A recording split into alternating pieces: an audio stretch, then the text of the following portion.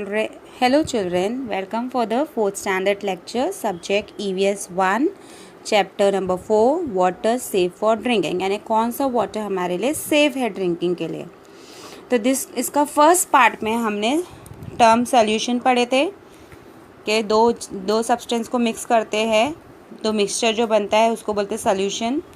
जो substance heavy रहते हैं वो सिंक हो जाते हैं यानी डूब जाते हैं एंड जो सब्सटेंस या जो ऑब्जेक्ट लाइट रहते हैं वो फ्लोट करते हैं यानी ऊपर तैरते हैं।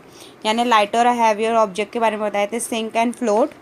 एंड थर्ड हमने सेटलिंग पढ़े थे कि अगर कोई भी वाटर को हम लोग थोड़े देर के लिए स्टीर करके रखें, मतलब स्टील प्लेस पर रखें, स्टील यानी बिना हिलाए, तो उसके जो अंदर जो हैवियर पार्टिकल्स रहते हैं वो नीचे सेटल हो जाते हैं बॉटम में, उसको सेटलिंग बोलते हैं। अब इसके आगे we will continue in this video. See this. What do you see? See, first try this. Take a piece of alum and swirl it once in the water in the first beaker. Leave this beaker undisturbed for 2 or 3 hours. Alum को हिंदी में क्या बोलते हैं? फिटकरी। उसको आप पानी में एक बार हिलाओ, एक बार वंस, और फिर छोड़ दो 2-3 घंटे के लिए। What do you see? A particle floating in water slowly settle to the bottom.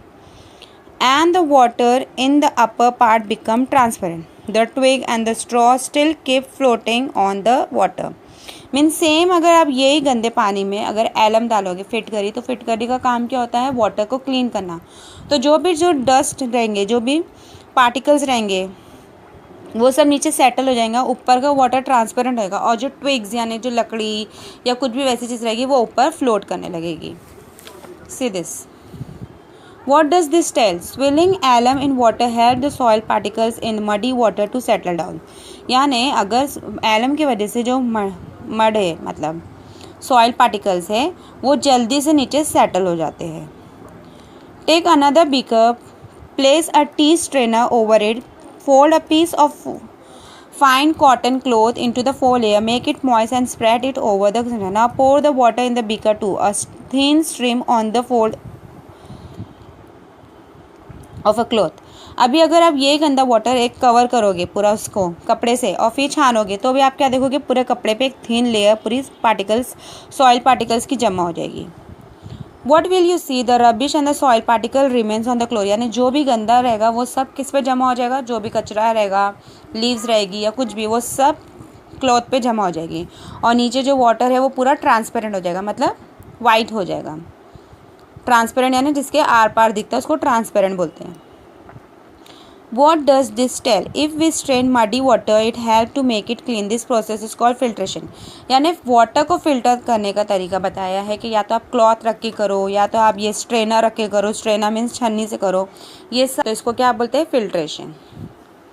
Okay, so here we have one more new term, that is portable water. Water safe for drinking. Water that does not endanger our health in any way when we drink, it is called safe water or portable water.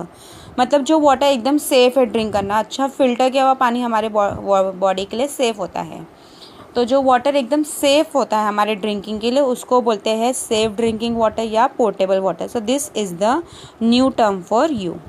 Okay, now here you see in rainy season the water of river and stream become muddy. Why do we do not drink that water? What on the accession, मतलब देखो rainy seasons में क्या होता है, जो पानी और water रहता है वो पूरा मड से मिक्स हो जाता है और पूरे गंदे हो जाता है। आपने सुने होंगे रेनी सीजन में वाटर गंदा आता है तो आपको बॉईल करना चाहिए, फिर वाटर डिजीज होने लगते हैं, टाइफाइड, क्लोरेला, ये सब। तो ये सब क्यों होता है? रेनी सीजन में वाटर गंदा हो जाता है। Water safe for drinking, that is portable water. जो वाटर हमारी बॉडी के लिए सेफ़ है, हमारी हेल्थ के लिए सेफ़ है, उसको पोर्टेबल वाटर बोलते हैं। Potable water. Drinking water must be safe for health. Pure water has no taste, smell or color. अगर एक वाटर एकदम प्योर है, एकदम सेफ है हमारे, तो उसका कलर कैसा रहेगा? नो कलर, उसका कोई कलर ही नहीं रहेगा। उसका टेस्ट कैसा रहेगा? No test. और स्मेल भी कैसी रहेगी? उसमें कोई स्मेल नहीं आएगी, मतलब उसमें no colour, no taste, no smell.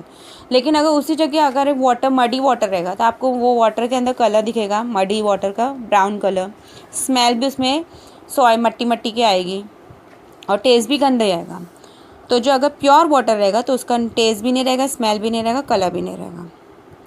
Okay, if the water has a colour और foul smell one must avoid drinking. अगर मतलब वाटर में से कोई भी कलर दिख रहा है कि वाटर का कलर थोड़ा चेंज है या स्मेल आ रही, तो मतलब वो हमारे हेल्थ के लिए अच्छा नहीं, हमें वो नहीं ड्रिंक करना चाहिए। When we get muddy water during the rain, we allow it to settle before using it. If necessary, we use alum or we filter the water.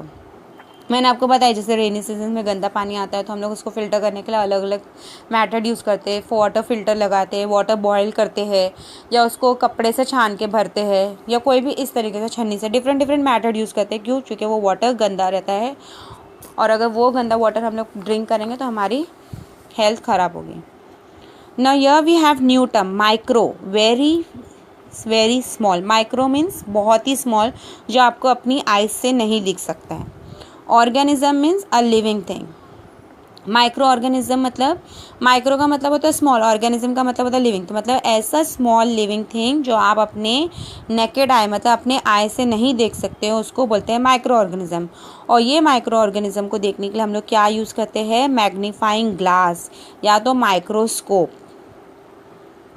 A living thing that cannot be seen by the naked eye or even with a magnifying glass, मतलब जो आई से भी नहीं दिखेगा और magnifying glass से भी नहीं दिखेगा, तो उसको देखने के लिए हम लोग क्या यूज़ करते हैं? माइक्रोस्कोप। माइक्रोस्कोप कैसा होता है? देखो ऐसा होता है, an instrument for looking a very small thing which we can not see with eyes और even though through magnifying glass. जो अब मैग्नीफाइंग ग्लास आपने देखेंगे ऐसा ग्लास रहता है राउंड और उसके ऊपर एक हैंडल रहता है, वो उससे क्या होता है कि बारीक पार्टिकल्स भी हम लोग को दिखते हैं। लेकिन माइक्रो ऑर्गेनिजम्स कैसे होते हैं? माइक्रो ऑर्गेनिज्म इतने स्मॉल होते हैं कि वो आपको आइज से भी नहीं दिखेंगे और मैग्नीफाइंग ग्लास से भी नहीं दिखेंगे। उसको देखने के लिए आपको चाहिए रहता है microscope. So this instrument is called microscope, जिससे आप बारीक से बारीक पार्टिकल्स भी देख सकते हो। Now see here, do you know if we take a bit of yogurt or a drop of buttermilk on a glass slide and place the slide under microscope, we will see very tiny living thing in it. They are called microorganism. This microorganism convert the milk into yogurt. They are useful for. अभी देखो कुछ micro organism हमारी body के लिए useful भी रहते हैं लेकिन कुछ हमारे लिए हार्मफुल भी रहते हैं। लेकिन देखो अभी एक मिल्क में ड्रॉप ऑफ बटर मिल्क अगर आप अभी एक ग्लास पे डालोगे, ग्लास मीन कांच की एक स्लाइड होती है, उस पर डालोगे और माइक्रोस्कोप से देखोगे तो आपको पता चलेगा कि उसमें भी बारीक बारीक माइक्रो ऑर्गेनिज्म है। लेकिन वो माइक्रो ऑर्गेनिज्म क्या करते हैं? मिल्क को किस में कन्वर्ट करते हैं? योगर्ट में कन्वर्ट करते हैं। तो ये हमारे बॉडी के लिए यूज़फुल है, ये हार्मफुल नहीं है, इससे हमें कोई डिजीज़ नहीं होगी। लेकिन कुछ माइक्रो ऑर्गेनिजम्स ऐसे होते हैं जिससे हमको डिजीज़ होती है। There are numerous kind of microorganism around us. They are in the soil, in water, in air, on rock, that is anywhere everywhere। मतलब कुछ माइक्रो ऑर्गेनिजम्स कैसे होते हैं? सब माइक्रो ऑर्गेनिजम्स किधर से होते हैं? सॉइल में होते हैं, यानी मट्टी में, वाटर में, एयर में, पत्थर में, हर जगह माइक्रो ऑर्गेनिज्म प्रेजेंस होते हैं जो हमको दिखते भी नहीं है।